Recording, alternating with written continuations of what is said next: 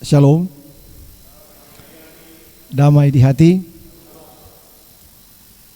Bapak Ibu yang diberkati Tuhan, kita bersyukur saat ini tolong semua boleh dijumpakan dalam kegiatan Kusapa Gemim Betania Teling Tinggulu. Mari kita berdoa.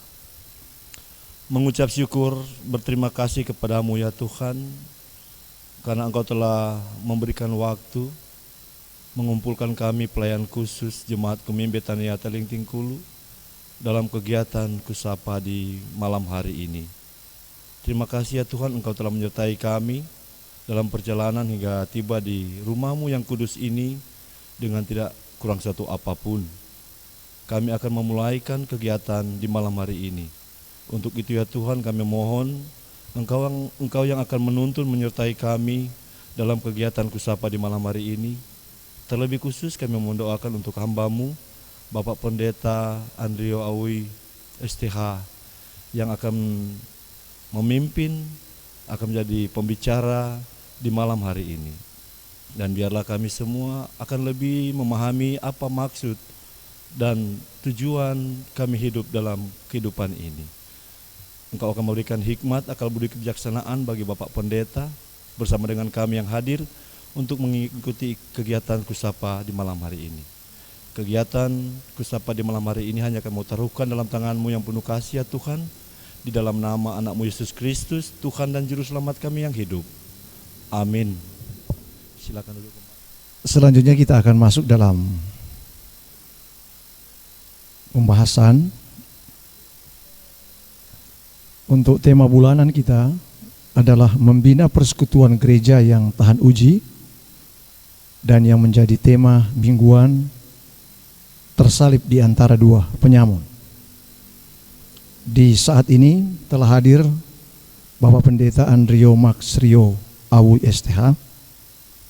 Ia akan menjadi narasumber kita, dan pembacaan Alkitab di malam ini berdasarkan Matius 27 ayat 27 hingga yang ke-44 yang akan dibacakan oleh Diaken Kolom 17.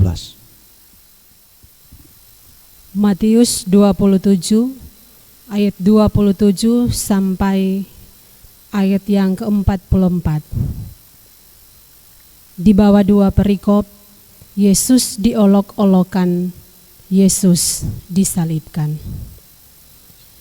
Kemudian serdadu-serdadu wali negeri membawa Yesus ke gedung pengadilan, lalu memanggil seluruh pasukan berkumpul sekeliling Yesus. Mereka menanggalkan pakaiannya dan mengenakan jubah ungu kepadanya. Mereka menganyam sebuah mahkota duri dan menaruhnya di atas kepalanya, lalu memberikan dia sebatang buluh di tangan kanannya. Kemudian mereka berlutut di hadapannya dan mengolok-olokkan dia, katanya, "Salam, hai Raja orang Yahudi."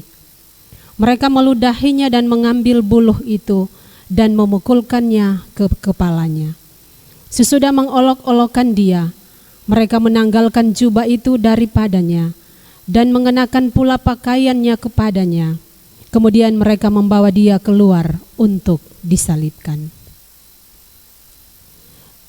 Ketika mereka berjalan keluar kota, mereka berjumpa dengan seorang dari Kirene yang bernama Simon. Orang itu mereka paksa untuk memikul salib Yesus. Maka sampailah mereka di suatu tempat yang bernama Golgota, artinya tempat tengkorak. Lalu mereka memberi dia minum anggur bercampur empedu. Setelah ia mengecapnya, ia tidak mau meminumnya. Sesudah menyalibkan dia, mereka membagi-bagi pakaiannya dengan membuang undi. Lalu mereka duduk di situ menjaga dia. Dan di atas kepalanya terpasang tulisan yang menyebut alasan mengapa ia dihukum. Inilah Yesus, Raja orang Yahudi. Bersama dengan dia disalibkan dua orang penyamun, seorang di sebelah kanan dan seorang di sebelah kirinya. Orang-orang yang lewat di sana menghujat dia dan sambil menggelengkan kepala mereka berkata, Hai engkau yang mau merobohkan bait suci dan mau membangunnya kembali dalam 3 hari, selamatkanlah dirimu jikalau engkau anak Allah, turunlah dari salib itu.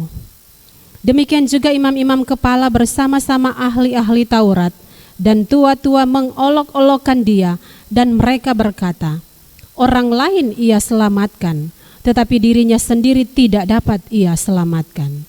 Ia Raja Israel, baiklah ia turun dari salib itu, dan kami akan percaya kepadanya.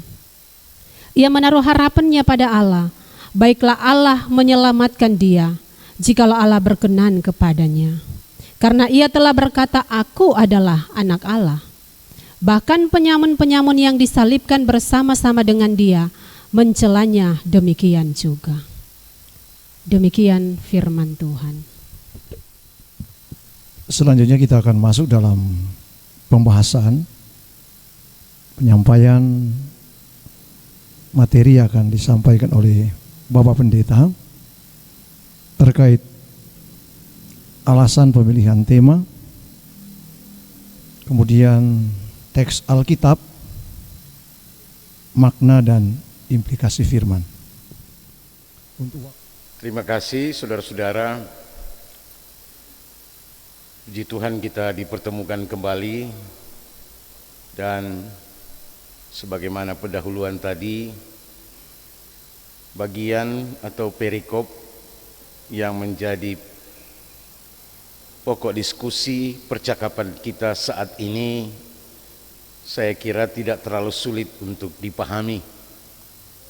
Karena itu, kalau diberi waktu 45 menit, maka saya akan berusaha dalam tempo yang sesingkat-singkatnya, dengan harapan bahwa kita semua benar-benar dapat menyimak dan kita kembangkan itu melalui sesi diskusi nanti. Itu yang lebih penting, ya. Dengan kata lain, saya hanya berusaha merangsang saudara-saudara untuk memunculkan pertanyaan-pertanyaan. Sebab kalau semua akan dijelaskan, maka akan menjadi pasif, akan menjadi monoton dan monokultur.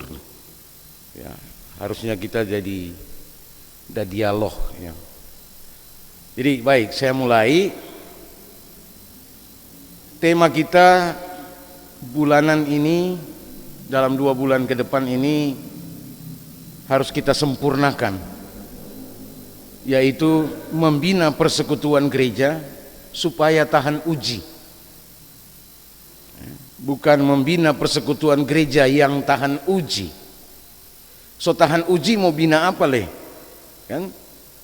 Nah, dengan asumsi bahwa kita belum tahan uji, sehingga dengan membina itu kita hendak membangun gereja itu menjadi tahan uji. Ya. Dan tema minggu kita di minggu terakhir masa raya sengsara Yesus Kristus ini, kita diarahkan dengan tema yang berjudul tersalibkan di antara 2 penyamun, atau juga pada bagian MTPJ itu dituliskan pada kalimat alinea berikut. Pada pendahuluan itu, penjelasan tentang tema, alasan pemilihan tema, disalibkan di antara 2 penyamun. Jadi yang pertama yang kedua ya. Walaupun pengertiannya sama, pasif. Nah, saudara-saudara, tersalibkan artinya juga terhukum.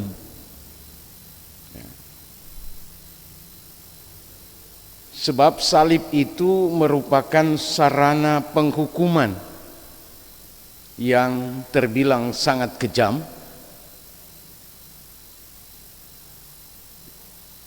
yang harus dilaksanakan kepada seseorang yang dikategorikan sebagai penjahat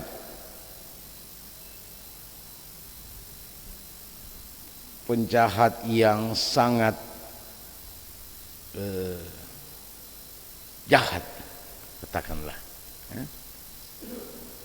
Mungkin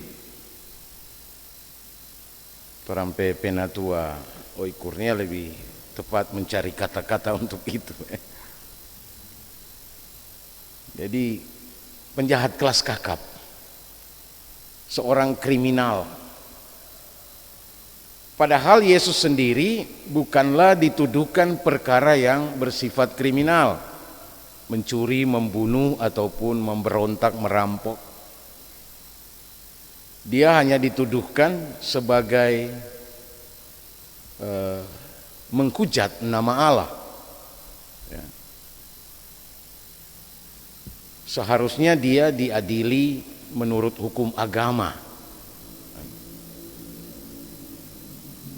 Tetapi dia ternyata dibawa ke pengambil keputusan di wilayah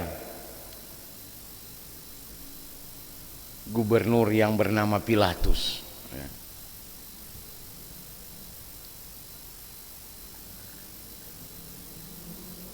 Tersalibkan di antara dua penyamun ini berangkat dari ayat 38 pembacaan atau perikop kita pada saat ini, yang menunjuk bagaimana Yesus itu disalibkan di bukit yang bernama Tempat Tengkorak, karena bukit itu digambarkan bagian celah tertentu bukit itu seperti tengkorak. Setidaknya kami pernah berkunjung ke situ. Dan saat kami berkunjung memang ada bagian sedikit yang sudah longsor sehingga bentuk tengkoraknya sudah berkurang. Tapi foto-foto lama menurut tradisi menerangkan di atas bukit itulah tempat penyaliban itu terjadi. Nah,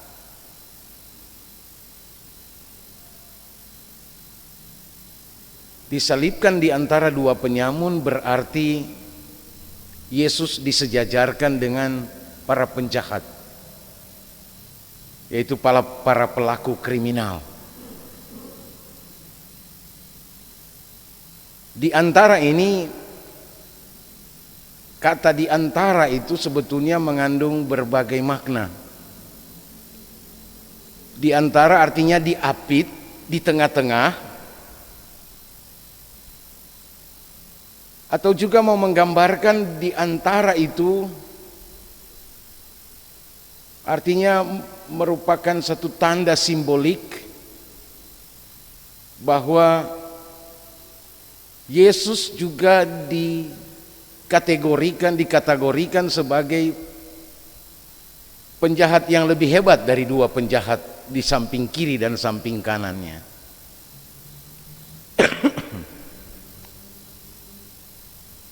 Yang kedua, hal itu juga mau menggambarkan bahwa seorang yang tidak bersalah tapi disalahkan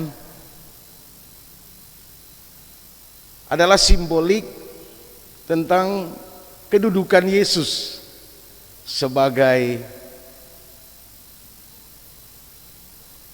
yang harus berada di tengah-tengah kaum yang jahat atau orang-orang jahat.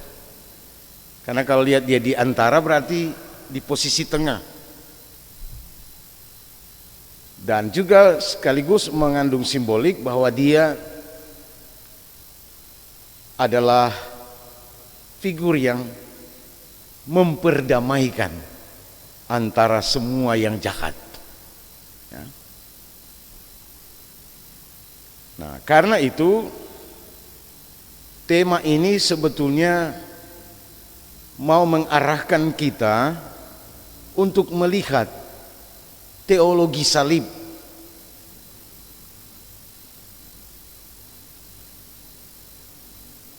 dan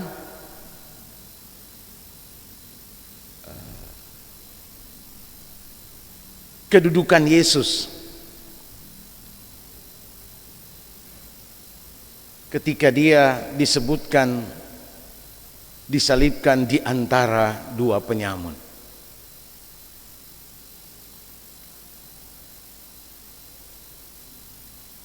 Jadi yang pertama adalah teologi salib, yang kedua tentang kristologi. Ya. Saya kira itu dua catatan penting yang bisa kita tarik dari apa yang dimaksudkan dengan tema ini. Melihat kenyataan bahwa kehidupan gereja sejak mula-mula sampai sekarang, salib itu menjadi simbol yang tidak asing lagi. Di semua gereja itu pasti ada tanda salib. Ya. Kalau saudara-saudara kita di Katolik, salib itu ditandai pula dengan ada sosok orang yang tersalibkan. Tetapi di Protestan, salib itu tidak menggambarkan ada sosok yang sedang tersalib. Ya. Tapi kalau di saudara-saudara kita di Katolik, di gereja Katolik, semua salib itu harus ada sosok yang tersalib. Nah, salib itu dari dua balok yang bersilang. Ada yang bersifat tinggi, ada yang bersifat cuma di atas tanah tapi bersilang. Ada yang sifatnya caranya digantung, karena salib itu ditegakkan berdiri tinggi. Ada yang memang cukup di atas tanah, kedua silangan itu, tapi kaki orang yang disalib tidak sampai ke tanah. Ya, dia cuma bersifat kali seperti ini. Kalau salib yang umumnya salib tambah, seperti tambah. Salib yang lain juga adalah biasa kita sebut kali. Ya. Antara kali dan tambah itu beda-beda tipis. Ya. Yang penting ada persilangan di situ. Yang seringkali salib itu juga menjadi simbolik tentang relasi antara Allah dan manusia, itu garis horizontal, garis vertikal, dan garis relasi antar sesama manusia adalah garis horizontal. Ya. Jadi salib itu ada garis horizontal, ada garis vertikal. Bahwa kehidupan gereja selalu harus memikul beban dalam pengertian tanggung jawab, bahwa melalui salib itu Yesus Kristus menebus, membenarkan dan mengampuni dosa-dosa kita. Maka dengan demikian salib itu juga harus menjadi simbolik daripada panggilan gereja untuk melayani kehendak Tuhan. Nah, yang persoalan kita adalah kalau gereja itu tidak lagi memahami secara mendalam tentang teologi salib ini, maka dia akan hanya memberitakan hal-hal yang menyenangkan, yang mengikuti selera manusia.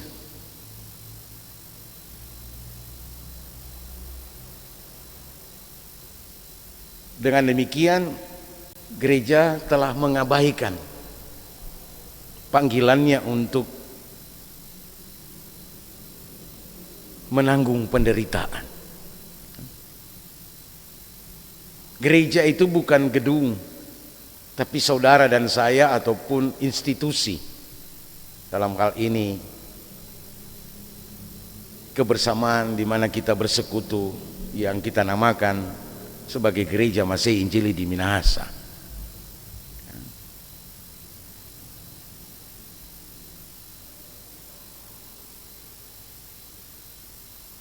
Dengan latar belakang yang kita jumpai sekarang, gereja lebih suka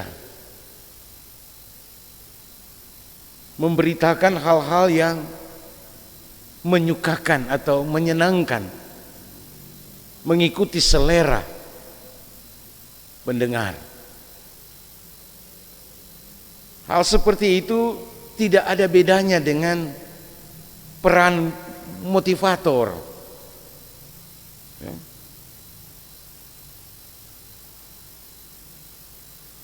Padahal sebenarnya gereja dipanggil untuk melayani kehendak Tuhan, artinya menyampaikan firman apa kehendak Tuhan. Dalam hal menegur, menasehati, memperbaiki kesalahan, dan seterusnya. Itu juga yang diungkapkan oleh Paulus kepada Timotius ketika dia membekali seorang penginjil muda. Karena itu Paulus bilang, jangan khawatir kalau ada orang menganggap engkau muda. Kebenaran itu harus disampaikan, walaupun ada resiko menderita, termasuk menderita diolok-olok, dihina, ataupun dianiaya.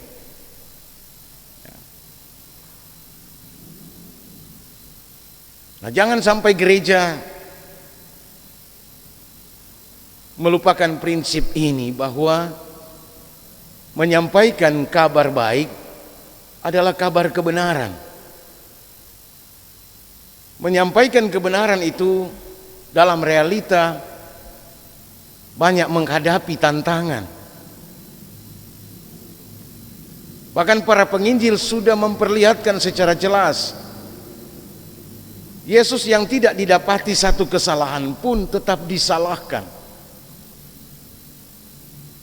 Berkali-kali Pilatus menyampaikan, aku tidak mendapati kesalahan kepada orang ini. Dan Pilatus berusaha untuk supaya menyelamatkan Yesus.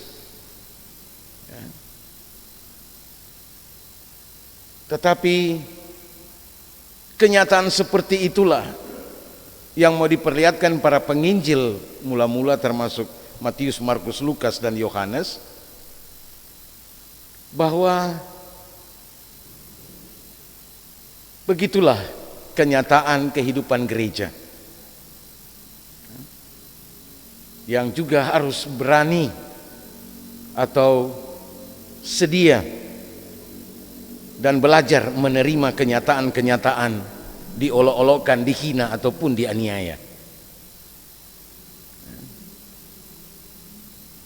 Saya kira itulah latar belakang pemilihan tema ini, untuk mempersiapkan kita di Minggu Sengsara ke-6 ini, sekali lagi supaya menjadi warga gereja yang siap menerima ataupun belajar untuk menerima kenyataan-kenyataan yang pahit, diolok-olokkan, dihina, ataupun ditindas dan dianiaya. Supaya kita betul-betul menjadi gereja yang tahan uji. Dengan kata lain, bahwa perkara-perkara itu adalah bagian dari ujian, supaya kita tahan. Tahan terhadap berbagai ujian. Tidak hanyut, tidak mudah goyah, tidak mengkhianati atau menjadi tidak setia kepada Kristus. Nah, mari kita lihat pembacaan Alkitab kita dalam Matius pasal 27 ayat 27 sampai 44 ini bisa dibagi dalam dua perikop. Perikop yang pertama ayat 27 sampai 31. Pokok pikiran yang bisa kita dapatkan di sana saya beri judul dihina dan dianiaya bagian pertama. Dihina dan dianiaya part 1. Dan bagian yang kedua adalah pasal 32 sampai 44. Juga bisa kita beri judul dihina dan dianiaya part 2 atau bagian kedua.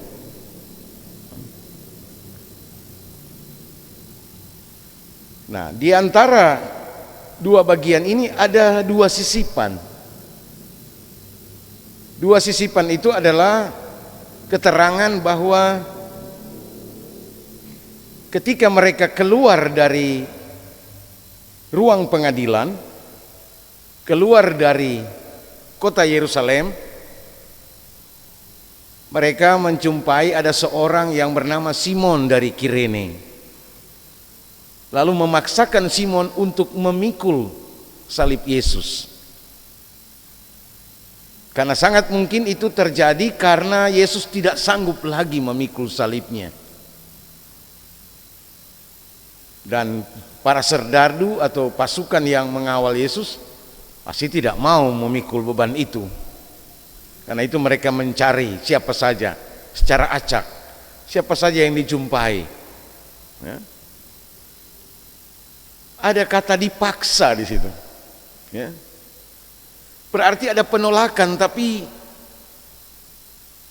itulah juga menggambarkan tentang adanya intimidasi yang dilakukan oleh para pasukan atau serdadu Pilatus ini.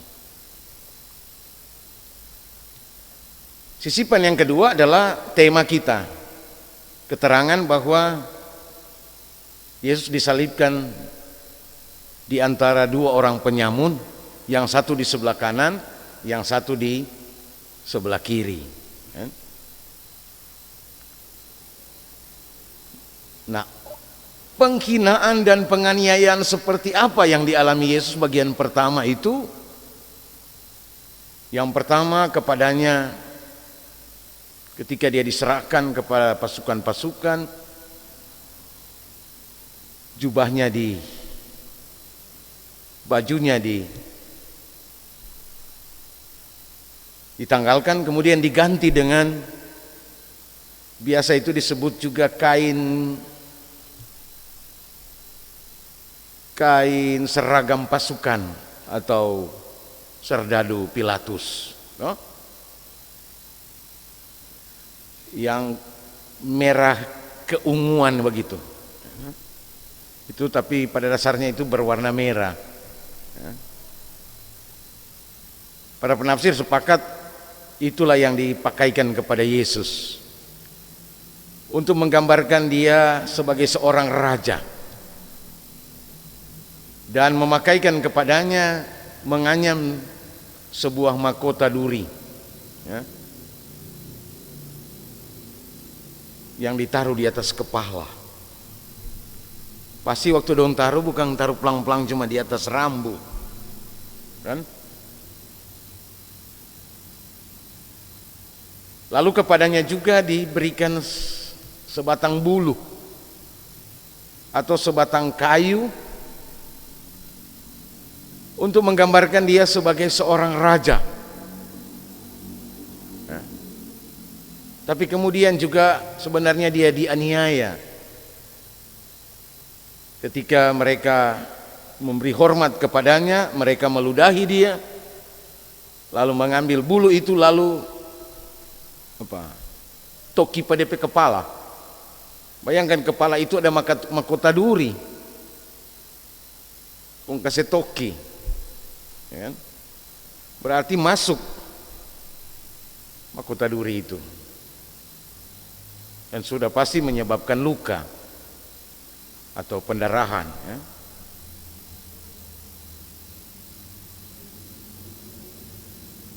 Itulah yang saya maksudkan, dia dihina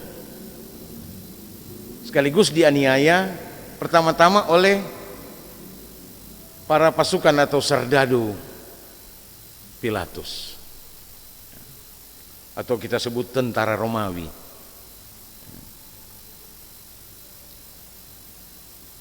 Bagian kedua adalah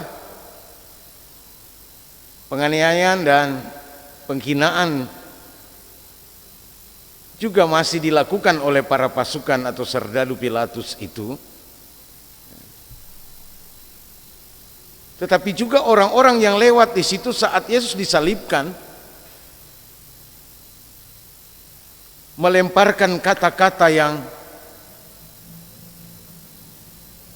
bersifat menghina, mengolok-olokkan atau mempermainkan, kan? Baik masyarakat maupun tokoh-tokoh agama, yaitu imam-imam kepala dan ahli-ahli Taurat disebutkan di sini. Baiklah engkau turun jika engkau anak Allah. Toh? Masa orang lain yang selamatkan engkau diri sendiri tidak bisa selamatkan? Malah dia ditantang. Kalau engkau turun dari salib itu, orang akan percaya. Karena menurut mereka belum pernah ada orang yang bisa turun dari salib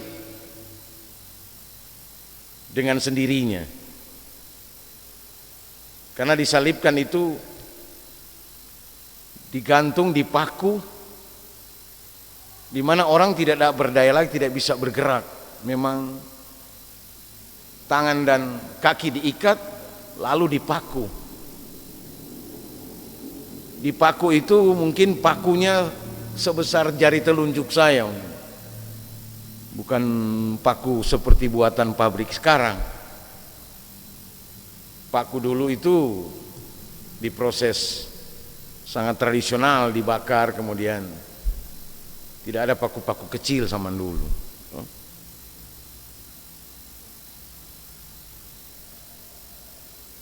Dan bagaimana juga dia berusaha supaya dipermainkan, diolok-olokkan, diberikan anggur yang dicampur dengan empedu, supaya Yesus itu meminumnya, sehingga itu bisa mengurangi rasa sakit. Ini kan tujuannya adalah untuk membuat dia mati perlahan-lahan, untuk membuat orang bisa tahan sakit. Mereka masih sangat senang melihat orang menderita secara berlama-lama. Mereka belum menghendaki Yesus untuk segera mati. Itu maksudnya. Tapi setelah mengecapnya, menciumnya, Yesus menolak untuk meminumnya. Nah, saudara-saudara, saya kira kita dapat menangkap dua bagian ini yang saya bagi: penghinaan atau olok-olok dan penganiayaan bagian pertama, dan penghinaan atau olok-olok bagian dan penganiayaan bagian kedua ketika dia sudah disalib. Karena itu dapat saya katakan hampir semua entitas saat itu melakukan hal yang sangat-sangat keji, bahkan sadis. Orang sudah menderita, sudah tersiksa, sudah tersalib, masih dihina, masih diolok-olokkan.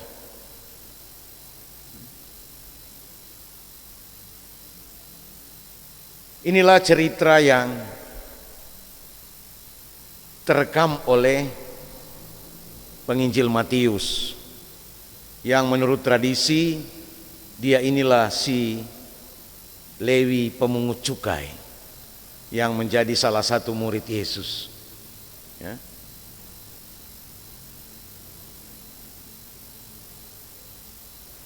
Yang dialamatkan kepada jemaat Kristen mula-mula, yang umumnya berasal dari orang Kristen bangsa Yahudi. Karena bagi orang Yahudi sangat sulit memahami bagaimana orang yang tersalib Tersalib itu adalah satu hukuman yang sangat memalukan, karena dikategorikan sebagai seorang penjahat kelas kakap, seorang kriminal. Ya. Itulah yang sangat mengganggu orang Yahudi. Bagaimana mungkin dia menjadi Mesias? Nah, inilah juga yang dibahas Paulus dalam 1 Korintus pasal 1 ayat 22 sampai ayat 24, ataupun 1 Korintus 1 ayat 8 dan seterusnya, yang intinya Paulus membuat satu apologi atau pembelaan tentang teologi salib itu, ya. Karena bagi orang Yahudi mereka meminta tanda, sementara bagi orang Yunani mereka mengandalkan hikmat. Tapi justru bagi kita orang-orang yang dipanggil, salib itu adalah kekuatan. Bagi orang Yahudi, salib itu adalah sesuatu yang menghina, memalukan. Bagi orang Yunani, salib itu adalah kebodohan. Ya. Di situ Paulus membahas dua hal itu. Mari kita buka dan kita baca apa maksud Paulus dalam 1 Korintus pasalnya yang ke-22, supaya kita memperoleh gambaran yang jelas tentang teologi salib itu.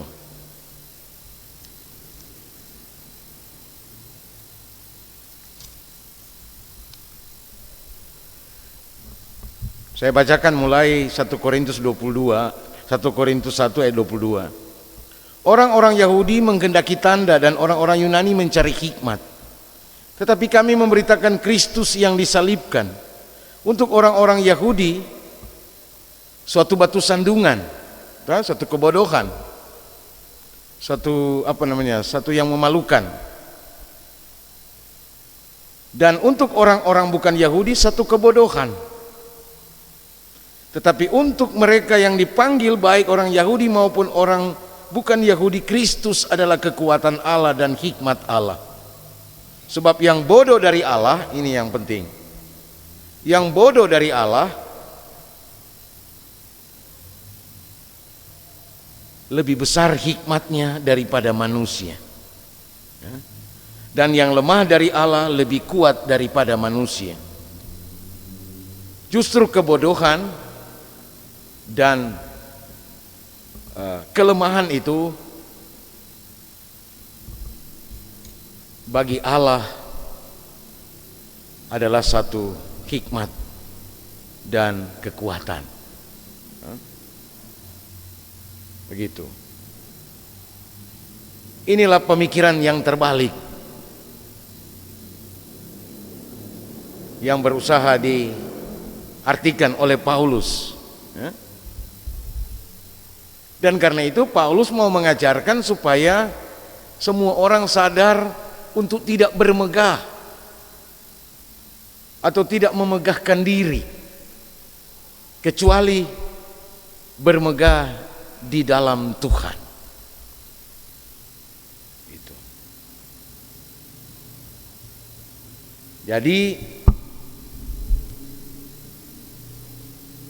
saya kira tema kita sekali lagi bermaksud untuk menuntun kita supaya memahami apa itu salib.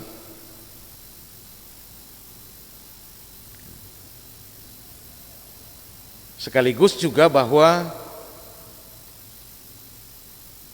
kedudukan Yesus disalibkan di antara dua penyamun itu untuk memberi tanda bahwa Allah bersedia berada di tengah-tengah kehidupan manusia yang jahat. Tapi hanya dengan cara itulah manusia bisa diselamatkan.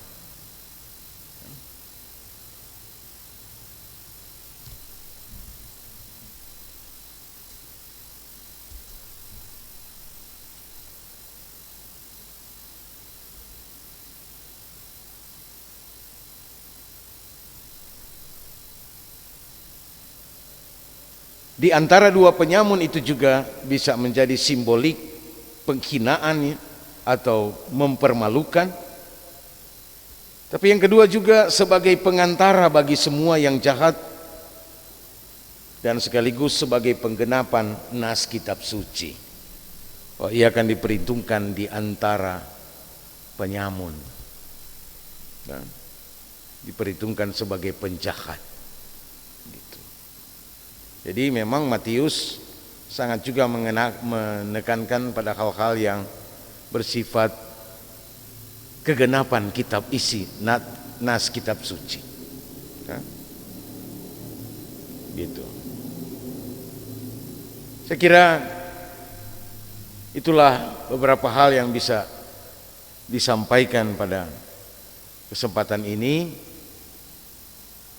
Untuk selanjutnya kita perkaya dalam sesi diskusi. Artinya jangan kita hanya bertanya, kalau boleh juga memberikan pandangan. Ya. Demikian dan dikembalikan kepada moderator.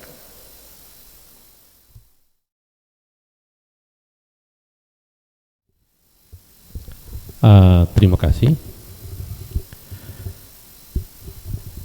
Ada sebagian yang ingin kami berikan tanggapan, juga mungkin di dalamnya ada pertanyaan yang saya pikir ini juga sering kita alami dalam kerja pelayanan kita ataupun di tengah-tengah keluarga, di dunia pekerjaan kita, bahkan di tengah-tengah masyarakat. Terkait dengan apa yang baru kita baca tadi, dalam tema yang sudah disampaikan tadi, tersalib di antara dua penyamun atau disalibkan. Terkadang ada kata-kata yang berlebihan, saya katakan, sampai menyamakan perbuatan seseorang itu dengan kejahatan orang lain. Sebagaimana yang disampaikan Bapak Pendeta tadi, bahwa Tuhan Yesus kita, Tuhan kita, tidak tepat dia berada di kedua penjahat atau penyamun, tapi dia disamakan, seolah-olah dia melakukan kejahatan yang sama yang dilakukan oleh penjahat-penjahat itu. Kata-kata yang saya sampaikan tadi terkadang juga itu keluar dari mulut seseorang yang mau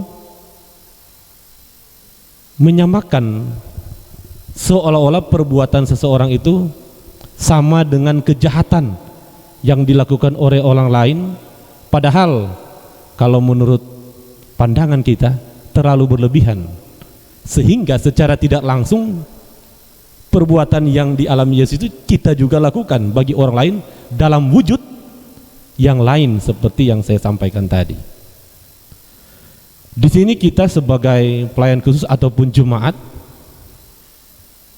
sebagai orang yang percaya, bagaimana kita menyikapi hujatan atau olok-olokan atau hinaan yang seperti demikian, yang mungkin itu bisa terjadi dalam pelayanan kita ataupun di tengah-tengah keluarga kita, bahkan di dunia pekerjaan kita, bahkan di masyarakat. Itu yang pertama. Yang kedua, ada orang juga yang mengatakan bahwa dia mengalami salib,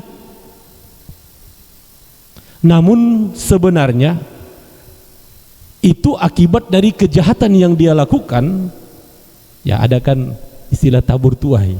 Tapi dia mengatakan, oh kita semua mengalami salib, mempersalahkan orang lain. Namun sebenarnya itu adalah merupakan kejahatan yang ia lakukan. Mungkin itu yang bisa kami sampaikan dalam kesempatan ini disampaikan. Terima kasih. Terima kasih atas kesempatan. Terkait dengan pembahasan tadi Pak Pendeta, mungkin ada 2 pertanyaan lebih tepatnya yang akan saya mau tanyakan. Yang pertama adalah mengenai penyalipan Yesus. Ketika kita baca tadi terus ikut runtun bagaimana sampai Yesus disalib, ternyata dia disalibkan kalau tidak salah tadi karena menghujat Allah. Istilahnya dia menganggap diri sebagai Allah. Itu yang membuat orang Yahudi marah. Pertanyaan saya, orang Yahudi kan punya mahkamah, toh? Mengapa mereka tidak langsung saja mengadili dan menyalibkan Yesus? Mengapa harus memakai tangan Pontius Pilatus? Yang pertama itu. Yang kedua mengenai teologi salib tadi, yang mungkin kita baca di 1 Korintus pasal yang pertama. Lebih tepatnya yang menjadi pertanyaan saya di ayat yang ke-25. Sebab yang bodoh dari Allah lebih besar hikmatnya daripada manusia, dan yang lemah dari Allah lebih kuat daripada manusia. Mungkin bisa dijelaskan lagi mengenai makna kata bodoh di sini serta kata lemah yang ada dalam bagian Alkitab ini supaya mungkin kita lebih paham. Terima kasih. Terima kasih. Yang menjadi satu pertanyaan bahwa tersalib di antara 2 penyamun, di antara berarti Yesus disamakan dengan penjahat-penjahat yang ulung. Nah, dari tentara Romawi mau melaksanakan ini dengan satu keputusan sepihak yang menjadi pandangan kita bahwa cuma hanya Yesus mengatakan bahwa dia adalah anak Allah, sehingga bangkitlah amarah mereka dan mengambil keputusan untuk disejajarkan dengan penjahat ini dan disalibkan. Yang menarik di sini bahwa gereja harus tahan uji, dan kita yakin bahwa kita pun yang hidup di zaman sekarang ini masih berdiri kokoh dan tahan uji cuma karena anugerah Tuhan. Sebab lagi rame sekarang, orang banyak sekali menghujat bahwa Yesus cuma disebut nabi, bukan disebut anak Allah. Bahkan sekarang juga gereja yang semakin berdiri kokoh dicoba dan dibiarkan untuk dibakar, untuk dimusnahkan di antara kehidupan umat kita yang bergereja. Nah, oleh sebab itu kita bangga kalau kita masih berdiri kokoh dengan satu keyakinan bahwa Yesus benar adalah anak Allah. Itu anugerah Allah buat kita semua. Yang menjadi pertanyaan untuk kita dan untuk Bapak Pendeta Andrio, bagaimana kiat-kiat ke depan untuk lebih lagi mengkokohkan di antara pelayan khusus yang ada. Sebab torampe keputusan sendiri kadangkala torang lewati, berarti itu tidak setia dalam keputusan kita bersama, sesama dengan penyamundang. Nah, oleh sebab itu untuk menghindari hal-hal seperti itu, menghindari intimidasi, menghindari satu kekuasaan yang ada di organisasi, maka harus diputuskan seperti itu. Nah, tentu Pak Pendeta mampu memberikan lagi pencerahan untuk kita lebih kokoh lagi. Hanya itu. Terima kasih. Ini pertanyaan-pertanyaan yang baik yang berusaha kita memperluas pemaknaan daripada pembacaan kita. Nah, saudara-saudara, memang itulah yang masih kita dapati, kenyataan-kenyataan. Dengan sangat mudah orang bisa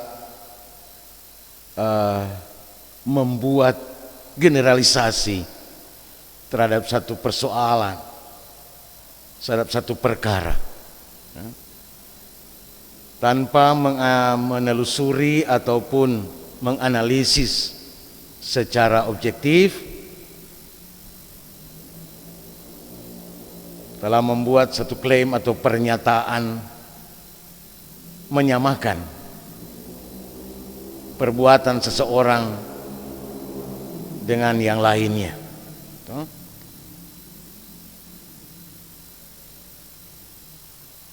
Dan sesungguhnya kita tidak boleh demikian. Inilah satu yang harus kita ajarkan. Jangan membuat penghakiman yang tanpa dasar yang atau alasan yang kuat. Tapi kadang-kadang kita tidak dapat menghindar. Kita juga dikenakan hal seperti itu. Bisa jadi karena setitik nila maka rusak susu sebelanga, kan? Atau istilah lain yang lebih nyata yang sering kita sebut, persoalan kuat di laut jangan bawa di darat, atau sebaliknya, masalah lain kuat dihubung-hubungkan dengan yang tidak melakukannya. Dan saya kira itu juga bagian dari risiko kita sebagai pengikut Kristus yang selalu harus melihat kepada salib, ya. Dan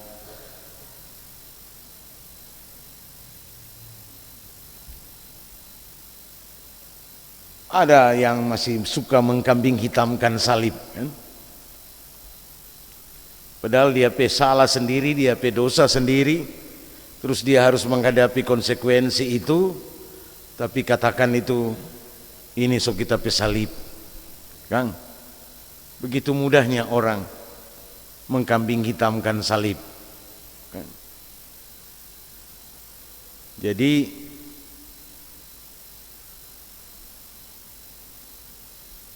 memang benar kita semua punya salibnya sendiri-sendiri dalam pengertian penderitaan ataupun beban pergumulan masing-masing, ya. Tapi janganlah kita terlalu cepat-cepat membuat kesimpulan.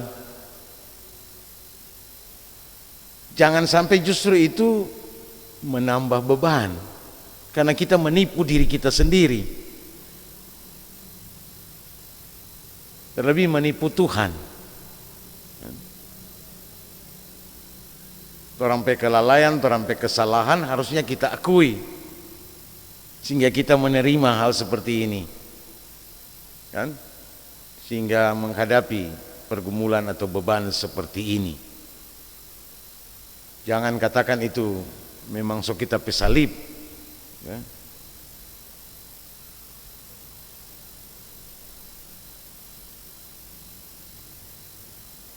Dan yang berikut adalah mengapa seharusnya dia diadili dan dihukum, dilempari batu, kan?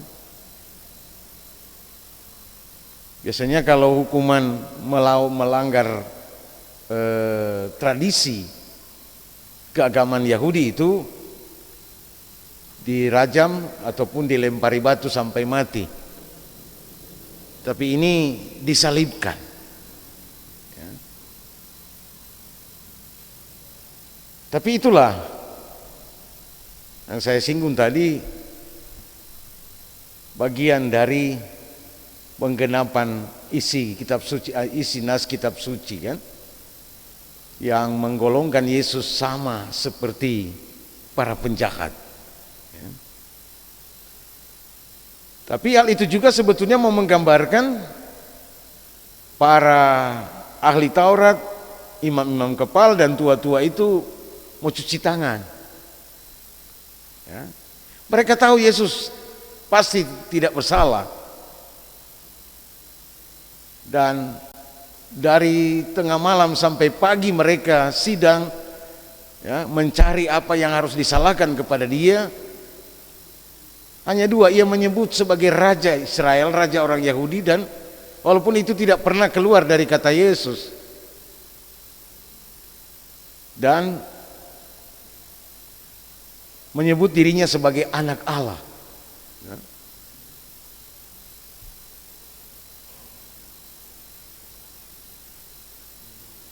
Dan juga yang sangat mereka benci adalah perkataan Yesus bahwa dia akan merubuhkan bait Allah dan membangunnya dalam 3 hari.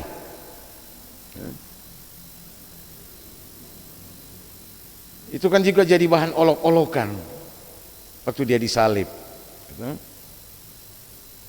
Dan ini kan menghina satu tempat yang sangat sakral bagi orang Yahudi. Padahal perkataan Yesus tidak dimaksudkan itu semacam kiasan tentang apa yang harus dijalani oleh Yesus ketika dia merobohkan sesuatu yang suci dalam dirinya. Dia siap mati, rela mati, tapi pada hari yang ketiga dia akan bangun, bangkit kembali. Itu maksudnya. Nah, jadi itulah cara para tokoh agama ini menghindar dari tanggung jawab. Karena itu dia disamakan saja dengan kriminal, diserahkan kepada Pilatus. Ya, begitu. Mereka tidak punya alasan yang kuat untuk, moral mereka terbagi, terbelah. Mereka mau melakukan satu tindakan yang kejam menurut adat ataupun tradisi agama Yahudi dengan melempari dia dengan batu. Tapi saya pikir mereka lebih memilih untuk cara yang lain. Dan di bagian yang lain dikatakan bahwa mereka menghasut massa supaya menyatakan bahwa dia harus disalibkan, gitu. Ya.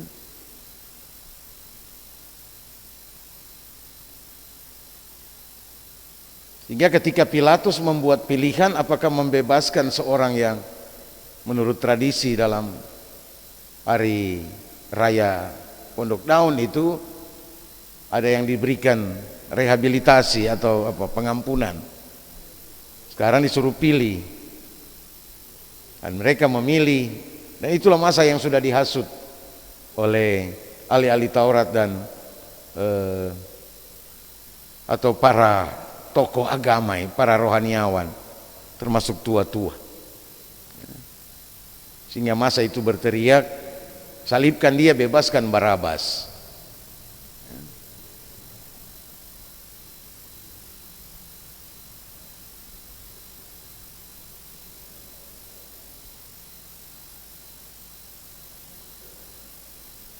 Jadi 3 hal itu menganggap dia dipandang sebagai raja, sehingga ketika dia diadili di hadapan Pilatus, Pilatus mengatakan bahwa dia tidak mendapati kesalahan apapun terhadap Yesus, kan?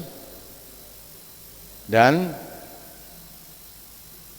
Pilatus berusaha membebaskan Yesus, tapi massa pada saat itu berteriak, mengancam Pilatus, dengan mengatakan bahwa kami tidak mengenal ataupun menerima raja yang lain selain Kaisar. Ya. Dengan alasan itu Pilatus jadi takut, nanti dia dilaporkan, seolah-olah melegalkan Yesus sebagai raja, sebagai saingan daripada kaisar. Ya. Bukan cuma dipecat, dihukum. Ya kan, kalau sampai hal itu dilaporkan. Nah, seperti itulah yang menjadi perenungan kita minggu ini. Ya.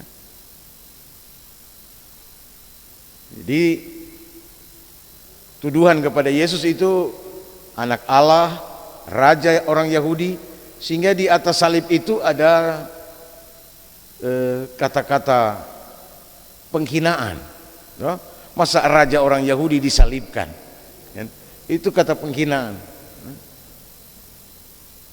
Dan yang ketiga adalah yang mereka dengar perkataan Yesus yang viral adalah dia akan merobohkan bait Allah dan membangunnya dalam waktu 3 hari.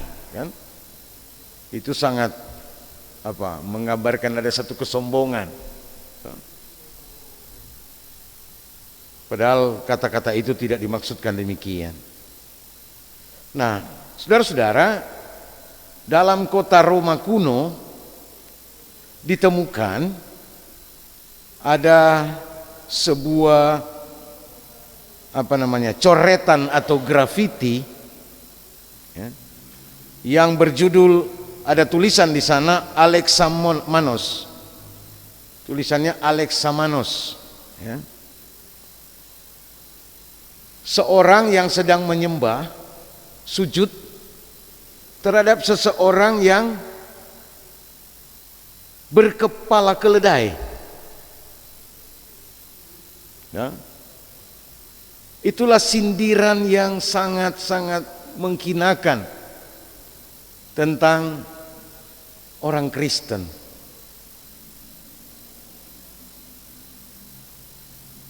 Alexamenos itu artinya menyembah Tuhannya.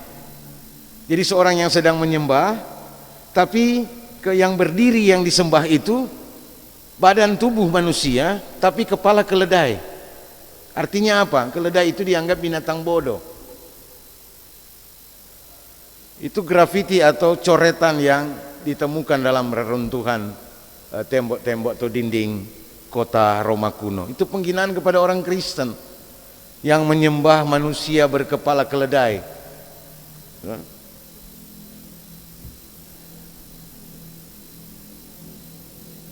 Nah, surat Paulus kepada jemaat di Korintus ini sebenarnya lebih tegas mau menjelaskan tentang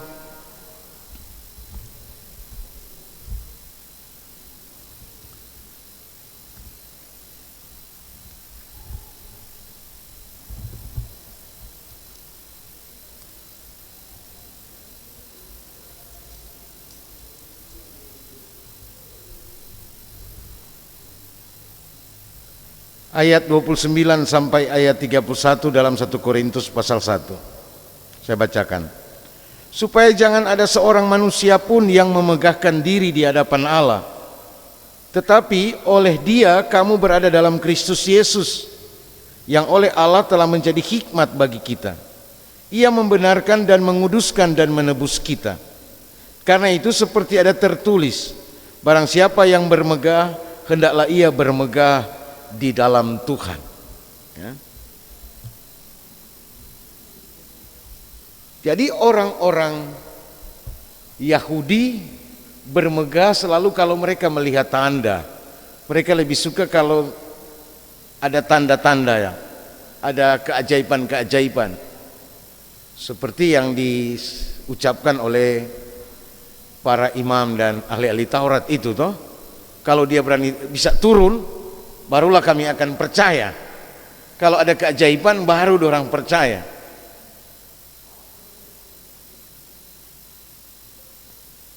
Nah, sementara orang Yahudi mengandalkan hikmat, ya kan? Dan Paulus mensejajarkan orang yang mengandalkan tanda itu orang yang kuat. Orang yang berhikmat itu orang yang pintar juga orang kuat. Sementara yang lain itu bodoh lawannya, dan lemah. Dan justru Paulus membuat semacam pembalikan makna, bahwa justru yang bodoh di hadapan Tuhan itulah yang sesungguhnya lebih berhikmat daripada manusia. Sedangkan yang lemah di hadapan Tuhan itulah yang lebih kuat daripada manusia. Sebenarnya itu mau menunjukkan teologi salib. Salib itu kan simbol kelemahan, simbol kebodohan, simbol daripada penghinaan, sesuatu yang memalukan. Tapi justru salib itulah penyataan yang sempurna dari hikmat Allah. Karena itu inilah yang harus menjadi pegangan orang Kristen, bahwa salib itu bukan sesuatu yang bersifat hukuman atau kutuk, tapi itulah satu kenyataan yang seringkali harus kita tanggung, yang harus kita pikul, yang berisi di dalamnya kekuatan Allah dan hikmat Allah.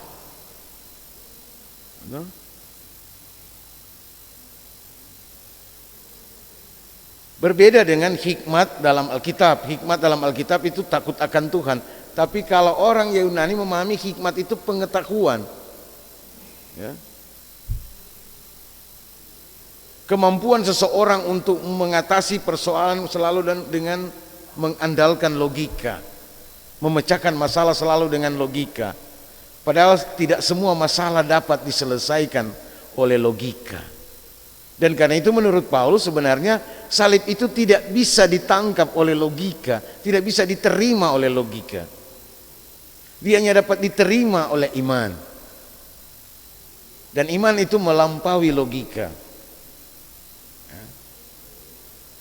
Dan justru dia melampaui kekuatan manusia.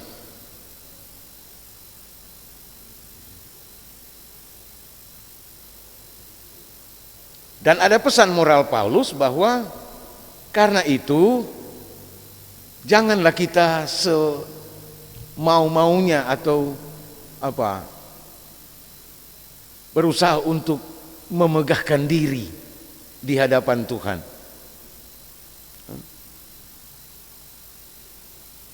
Tetapi bermegahlah di dalam Tuhan. Itu berbeda. Memegahkan diri di hadapan Tuhan dan bermegah di dalam Tuhan. Salib itulah yang memberikan kita yang harus kita maknai, bahwa lewat salib itu kita bermegah di dalam Tuhan, bukan memegahkan diri di hadapan Tuhan dan di hadapan manusia.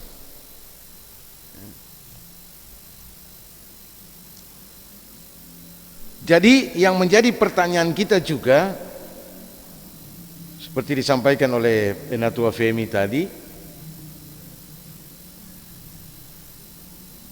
gereja harus selalu bersikap rendah hati, ya.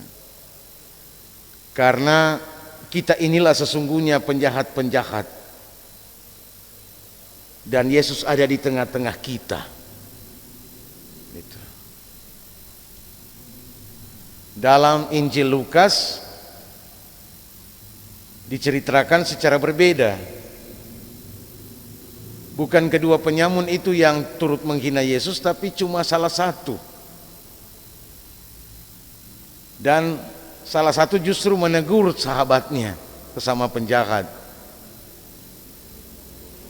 yang mengatakan bahwa orang dua ini sama-sama patut dihukum, sementara dia sebenarnya tidak bersalah. Seorang penjahat pun mampu mengukur Yesus itu tidak bersalah tapi disalahkan.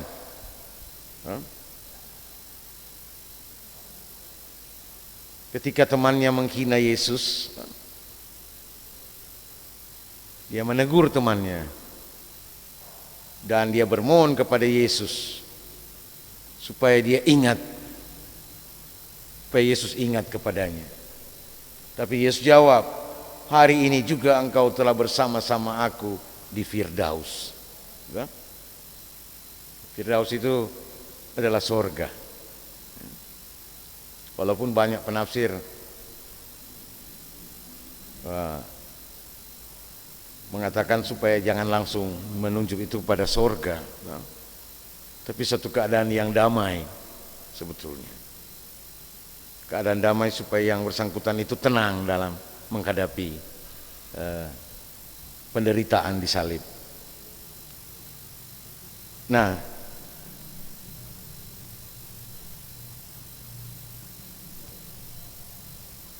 apa yang mau dimintakan di sini? Maka saya melemparkan pertanyaan.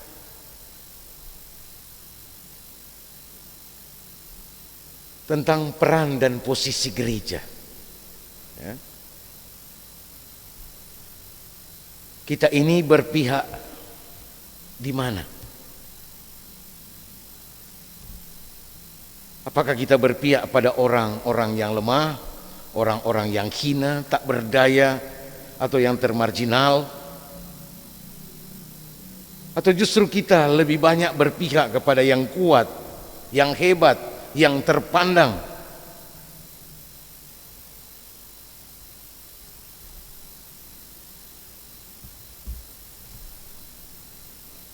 Seluruh kitab Injil memperlihatkan bahwa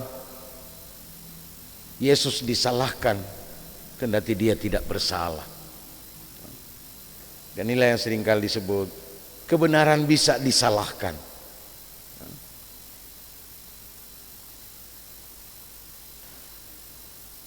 Tapi kebenaran tidak akan pernah dikalahkan oleh apapun.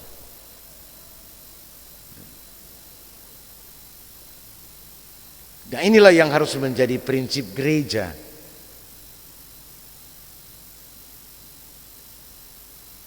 Dalam rangka mengelola pelayanan, ya, perbedaan pandangan ataupun pendapat, janganlah itu dianggap sebagai sesuatu yang memisahkan kita menjadi kawan dan lawan.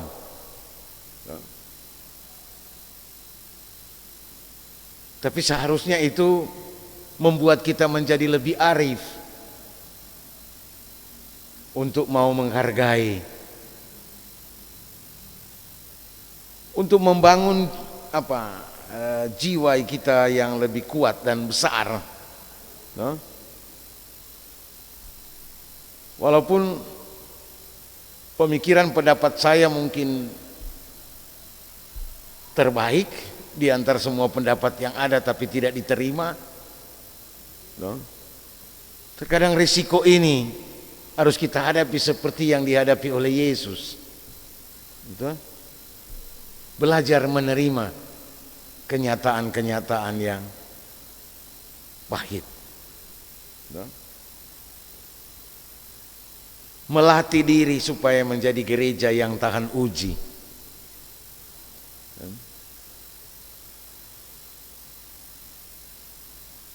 Sehingga betul-betul kita menikmati kerja pelayanan dengan sukacita.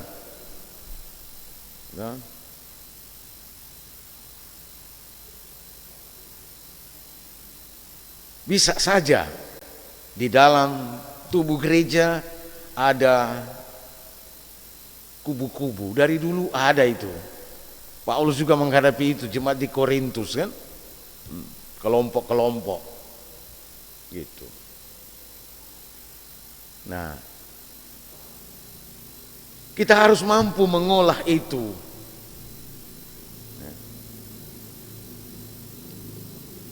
Jangan terlalu khawatir itu menjadi ancaman,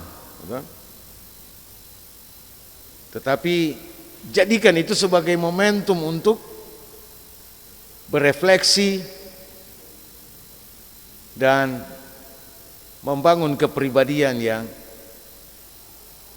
semakin bertambah kuat.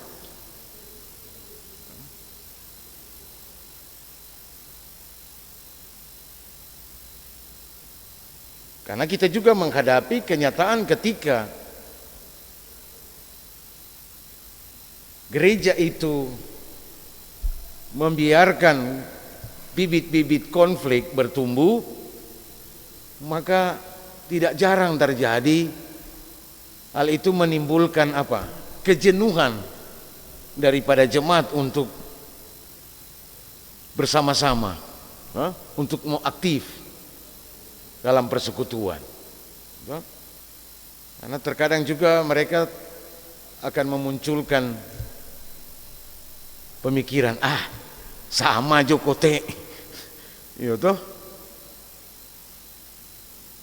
Padahal mereka datang beribadah bukan untuk melihat dan mendengarkan dari suara manusia, tapi datang menyembah kepada Tuhan, kan?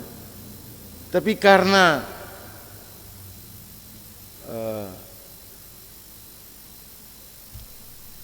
pemahaman mereka masih terbatas untuk melihat hal-hal yang kontroversi,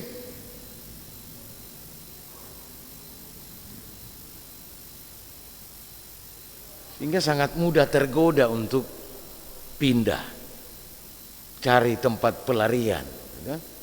Begitu. Nah, karena itu terlebih jangan itu terjadi di tubuh majelis jemaat, ya?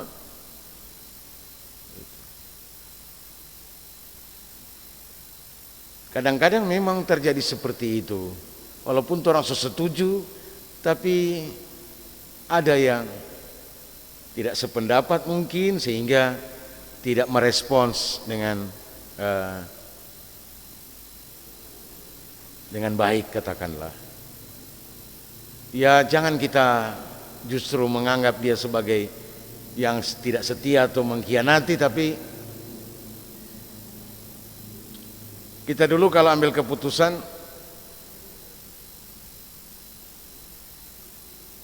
saya akan dahulukan dengan berkata, kalau masih ada satu pun yang tidak setuju, katakan secara terbuka, maka saya akan ketuk mengikuti yang tidak setuju satu orang itu. Karena apa? Tujuan panggilan gereja itu menyelamatkan yang hilang, bukan mengusir yang hilang, ya kan? Gitu. Jadi kalau ada satu yang tidak setuju, saya akan ikut mengambil keputusan seperti yang satu itu tidak setuju.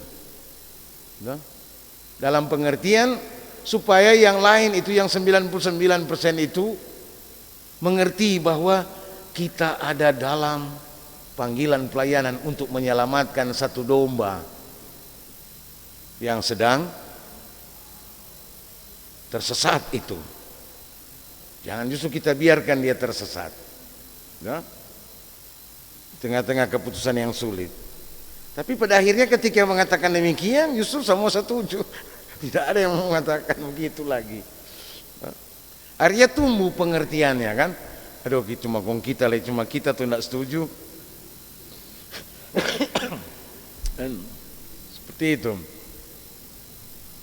Jadi itulah realita-realita yang dihadapi oleh gereja, tapi kita harus menerima kenyataan itu, ya. Sehingga yang mencuat dalam tema ini sebetulnya implikasinya adalah mengajar kita untuk menerima kenyataan dunia ini masih ada olok-olok, masih ada pengkhianatan, masih ada penganiayaan, ya? Masih suka menyalahkan yang benar dan membenarkan yang salah. Tapi jangan sampai persoalan-persoalan itu membuat kita menjadi tidak setia. Justru harus bertambah kuat dan bertambah setia.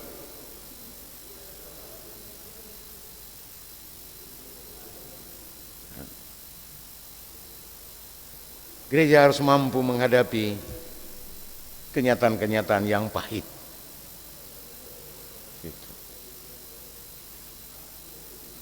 Karena 2 episode Yesus dihina ini luar biasa.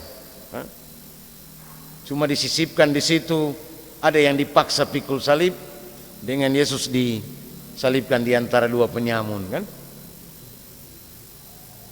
Kadang-kadang memang dunia ini mengintimidasi orang, dipaksakan untuk tidak punya pilihan lain.